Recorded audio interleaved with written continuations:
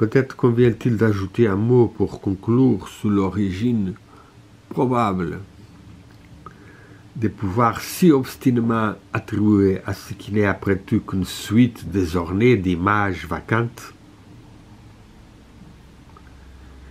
Le mystère du rêve naît du fait que cette fantasmagorie sur laquelle le dormeur ne peut rien est cependant tout entière issue de son imagination. Et après, il dit, en même temps, il ne doute pas d'être le destinataire privilégié d'une solennelle et occulte investiture. Il éprouve le rêve comme une unité mystérieuse.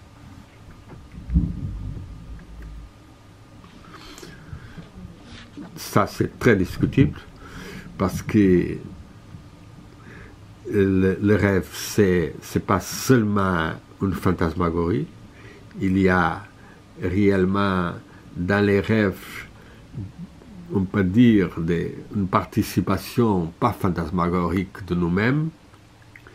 Il y a une possibilité d'intersubjectivité entre des différents rêveurs, des différents êtres. Et ce n'est pas entièrement issu seulement de son imagination, car il est à vivre dans un milieu collectif, national, à partir de lequel il peut avoir des influences de ces pays et pas seulement de sa imagination. Bien que celle-là, c'est certainement la fenêtre pour le voir. Reste à savoir que c'est une imagination ou si c'est une perception d'un corps subtil et d'un œil subtil, même spirituel.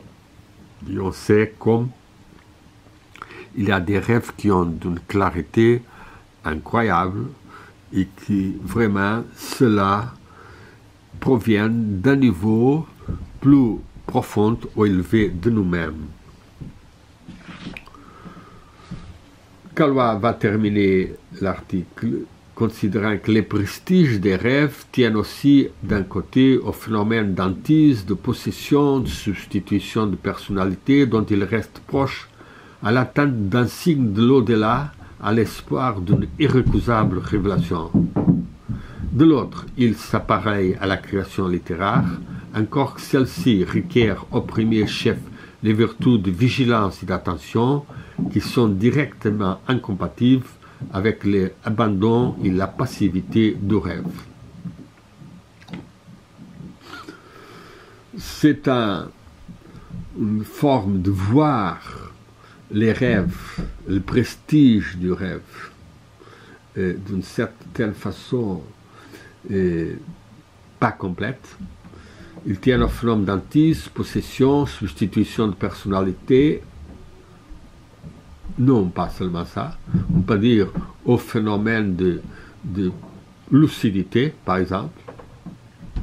Et là, on va aussi contre l'autre partie, quand ils disent il s'appelle la création littéraire, mais il y a la vigilance et attention, car dans le rêve, il n'y a que l'abandon et la passivité du rêve. Et on sait, par exemple, comme il y a beaucoup de personnes qui développent le rêve lucide, comme elles arrivent à certaines façons à agir presque conscient dans le rêve, ou comme chacun de nous, dans les rêves, développe des forces très grandes de volonté contre des énergies subtiles, invisibles, négatives, soit que ce soit, et que ce n'est pas seulement l'abandon et la passivité du rêve. Non, on peut vraiment discerner des rêves dans lesquels notre être s'éveille plus et développe des forces, comme c'était des expériences dans le monde subtil dans lesquelles on est élevé à une prise de conscience plus profonde de nos capacités et de notre volonté pour devenir capable de développer ces capacités, ces chakras, ces forces de l'esprit qui s'épanouissent parfois à travers de ce genre des expériences et des confrontations avec des énergies, soit de l'inconscient, soit de le cosmos invisible et des êtres et des pensées qui circulent sur cet cosmos. Ainsi, il faut vraiment puiser à des autres auteurs pour approfondir le prestige du rêve. Prestige qui est perdu beaucoup aujourd'hui, car soit les vieilles interprétations sont complètement dépassées, la croyance à les rêves est devenue presque perdue et les personnes par là perdent beaucoup d'une communication avec l'inconscient et avec les niveaux plutôt moins rationnels que nous avons. C'est sûr qu'il y a beaucoup de personnes, et par exemple Jung, qui ont travaillé beaucoup à trouver le centre de la mandala, la individuation qui se poursuit à travers d'une compréhension de tous ses rêves, et on sait comme il a essayé de désigner ses rêves et comme il a approfondi beaucoup ça, c'est un gaz.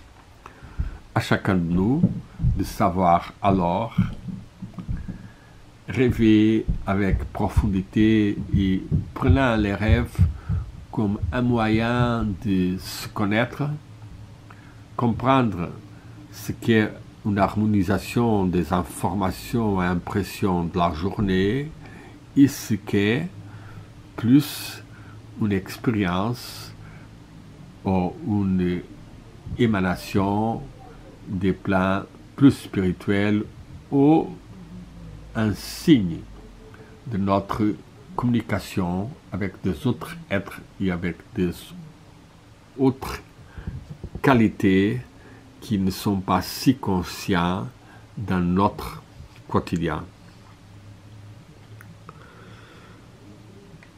Donnons grâce au fond à ce travail de Roger Caillois, qui vraiment, c'est pas un spiritualiste, c'est pas un homme ouvert à la conscience du corps subtil, de ses pouvoirs de communication, de vision, et il ne croit pas aussi à la communication entre les êtres invisibles et visibles, ou même à la divinité, et tout ça, certainement, qui tient quelque obstruction à approfondissement du mystère du rêve.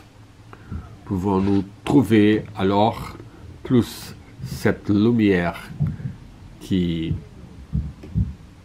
est au-dedans de nous-mêmes et qui émane du foyer du feu central divin de l'amour. Om Amen Hum Hamol Hamol Hamol Hamol Lux